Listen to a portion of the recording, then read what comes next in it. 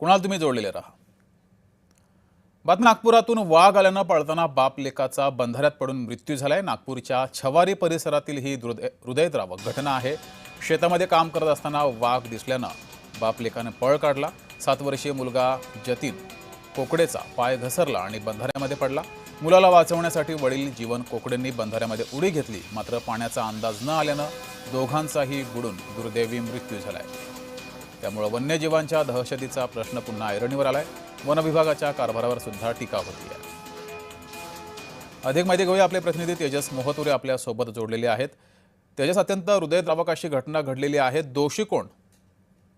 नक्कीच बघावं लागेल की ज्या पद्धतीने वन विभागावर पुन्हा एकदा प्रश्नचिन्ह उपस्थित होत आहे। 8 दिवसापहिले त्याच देवलापार परिसरात जर बघितलं असेल तर वाघाची दहशत कायम होती आणि तशीच घटना जी आहे ते हृदयविदारक घटना जी आहे ते नागपूर जिल्ह्यातील देवलापार परिसरात जे आहे ते झवारी गावात घडलेली आहे।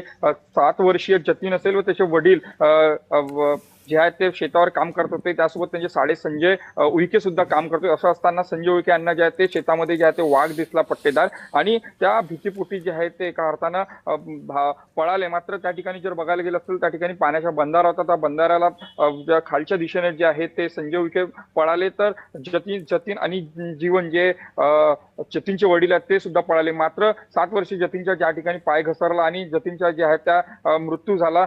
वडील जे आहेत जीवन त्यांना वाचवण्यासाठी प्रयत्न केला, मात्र एकूणच जर बघितलं असेल तर पाण्याच्या जे आहे खोलवर पाणी होतं आणि पाण्याचा अंदाज कळला नाही, त्यामध्ये त्यांचा मृत्यू झाला। एकूणच जर बघितलं असेल तर वन्य जीवचे जे आहेत ते मोठ्या प्रमाणात त्या ठिकाणी जे दर्शन होत आहे, पट्टेदार वाघाचे दर्शन होत आहे। मात्र या संदर्भात जे आहे ते वन विभाग जे आहे ते मुंग गाडून जे आहे ते गप्प बसलेली या संपूर्ण संदर्भात जे आहे ते कुठेतरी कार्यप्रणाली वन विभागाच्या प्रश्नचिन्ह उपस्थित होत आहे। ठीक आहे, तर सर्व प्रतिनिधी आपल्या सोबत जोडले होते, सर्वांचे धन्यवाद।